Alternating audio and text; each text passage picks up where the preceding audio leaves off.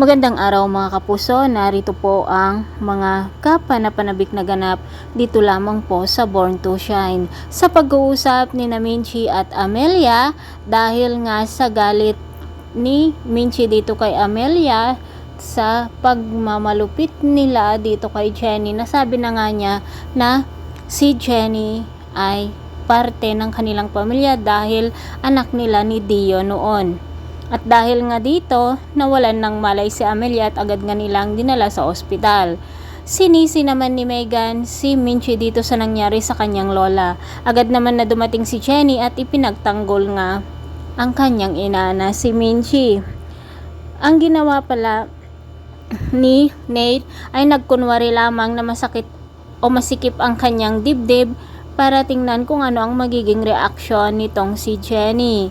Magagalit sana si Jenny dito kay Nate dahil nga kung hindi sila nawala ng matagal ay hindi mangyayari iyon na maghahanap si Minchi sa kanya, at ganun din si Amelia dito kay Megan dahil nga si Megan ay kasama rin niya si JC.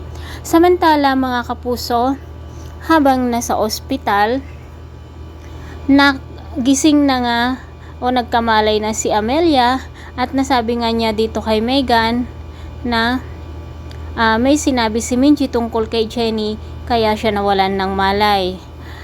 Dumating naman si Dara at dito nga sinabi ni Amelia dito kay Dara na anak daw ni Dio noon, o anak ni Dio at Minchi si Jenny, at bunga ito ng kanilang pagtataksil. Hindi pala naniniwala si Amelia dito sa sinabi ni Minchi sa kanya. Hindi siya naniniwala na apo niya si Jenny. Naku mga kapuso, kawawa naman itong si Jenny. Ang akala ni Minchi ay magiging maayos ang lahat kapag nalaman ni Amelia na apo niya itong, ngunit mas lalo yata nilang bibigyan ng problema itong si Jenny. Ay naku naman talaga, oo, Diyos ko, bakit naman ganito na ang naging flow ng story ng Born to Shine. Ang akala natin lahat ay matutuwa si Amelia at magsisisi sa mga ginawa niya kay Jenny, ngunit mukhang lalong lumala ang sitwasyon.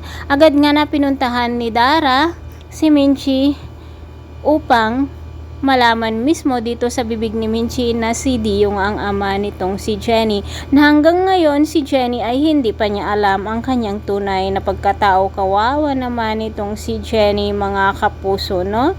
Kailan din naman kaya ipagtapat ni Minchi dito kay Jenny na hindi si Perry ang kanyang tunay na ama, bagkus ito ay si Dio na ama ni Megan at magkapatid nga sila sa ama. Mga kapuso, pakaabangan po natin ang bawat episode dito lamang po sa Born to Shine. Maraming salamat sa walang sawang pagsubaybay. God bless.